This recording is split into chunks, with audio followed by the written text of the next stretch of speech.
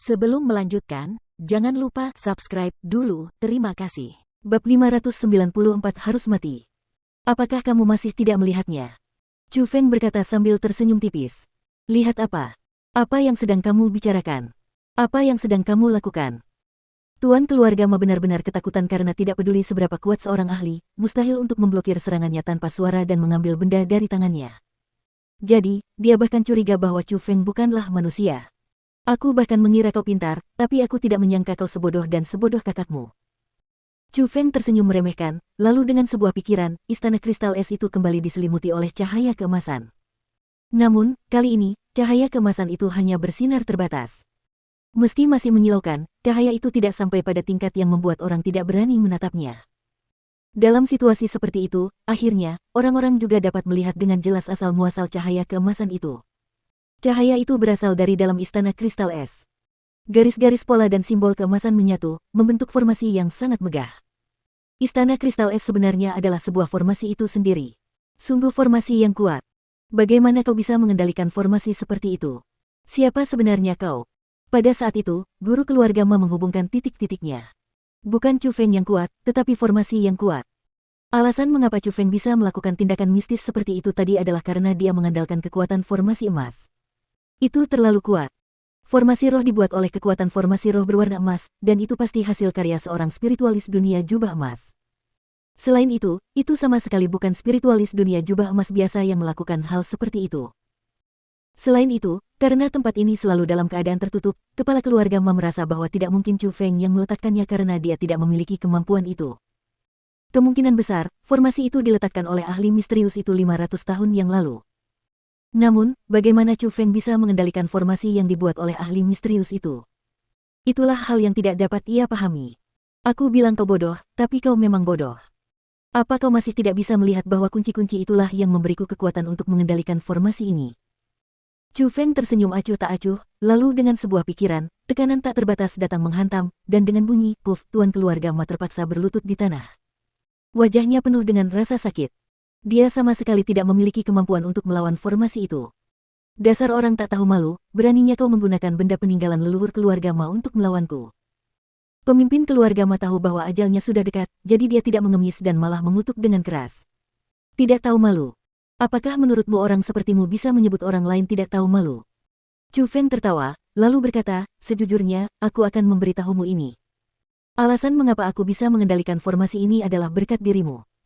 Jika bukan karena semua keserakahannya yang biasa-biasa saja dan tidak berguna, Senior Hongqiang tidak akan memberitahuku metode untuk mengendalikan formasi ini. Apa?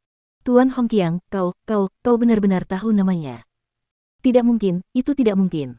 Keluarga Li dan Ma menyelamatkan nyawa Hongqiang.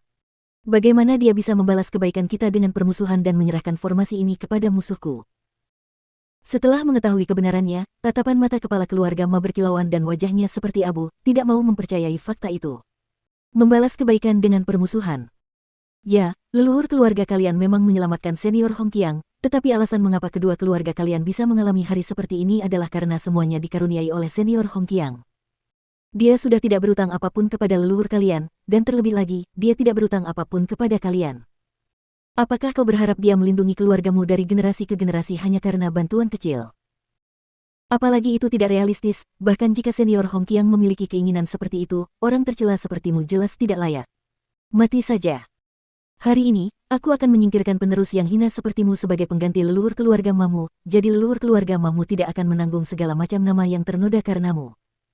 Saat Chu Feng berbicara, matanya berkedip, dan tekanan yang menghancurkan tuan keluarga Ma mulai menguat tanpa henti. Ah, gelombang. Di bawah tekanan yang mengerikan seperti itu, tuan keluarga Ma tidak memiliki kemampuan untuk melawan. Dia hanya bisa membiarkan tekanan itu menekan tubuhnya hingga tubuhnya terpelintir dan berubah bentuk.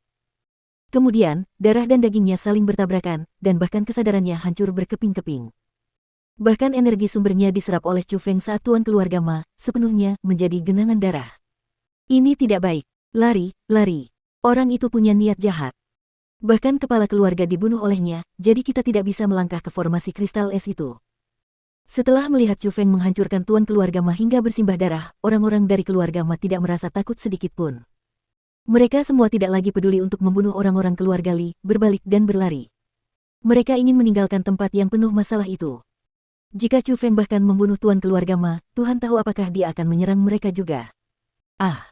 Namun, saat kerumunan itu berbalik dan sebelum mereka melangkah beberapa langkah, tiba-tiba terdengar suara auman naga. Tak lama kemudian, mereka melihat seekor naga biru besar turun dari langit, menghalangi jalan mereka untuk melarikan diri. Dan, Chu Feng berdiri di atas naga besar itu.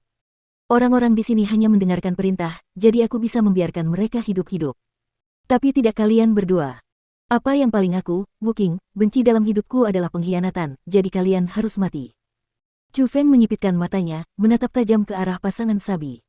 Namun, tatapannya penuh dengan hawa nafsu darah yang dingin. Kau pikir kau siapa? Kau pikir kau bisa membunuh kami kapanpun kau mau? Pada akhirnya, kau hanya bocah nakal di alam surga tingkat 8. Setelah meninggalkan formasi itu, apa yang kau kira kau miliki? Semuanya, tidak perlu takut. Jika kita bergandengan tangan dan membunuh anak ini, semudah membalikkan telapak tangan. Pada saat itu, harta karun di sini akan menjadi milik kita. Semua yang dimiliki keluarga Li dan keluarga Ma akan menjadi milik kita. Melihat Chu Feng meninggalkan istana kristal es, pasangan Sabi juga menemukan kepercayaan diri dan benar-benar memancing orang banyak untuk menyerang Chu Feng. Kerumunan yang jalan keluarnya terhalang saat ini juga merasa bahwa mereka tidak punya pilihan lain. Mengingat bahwa aura Chu Feng benar-benar berada di tingkat ke-8 alam surga, mereka tanpa sadar membuat persiapan untuk pertempuran hidup dan mati melawan Chu Feng.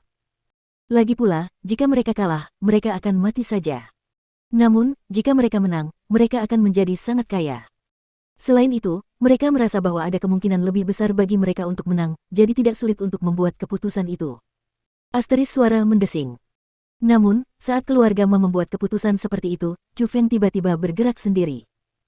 Menggunakan teknik Azure Dragon Dashing, hampir seketika, dia tiba di depan pasangan Sabi yang bodoh itu. Asteris ledakan.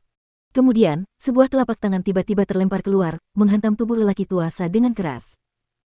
Dengan telapak tangan yang begitu sederhana, lelaki tua itu bahkan tidak sempat berteriak kesakitan sebelum jiwanya dihancurkan oleh Chu Feng, tubuhnya berubah menjadi kabut darah. Memang, kultivasiku hanya di tingkat ke-8 alam surga, tetapi apakah menurutmu kau layak membunuhku? Setelah membunuh lelaki tua Sa dengan metode seperti kilat, Chu Feng mengucapkan kata-kata itu dengan nada menghina. Ah gelombang bajingan, aku akan membunuhmu. Melihat suaminya dibunuh oleh seseorang di depan matanya, wanita tua Bi menjadi marah, menerkam Chu Feng setelah berteriak keras. Jika kau ingin mati, aku akan mengabulkan keinginanmu.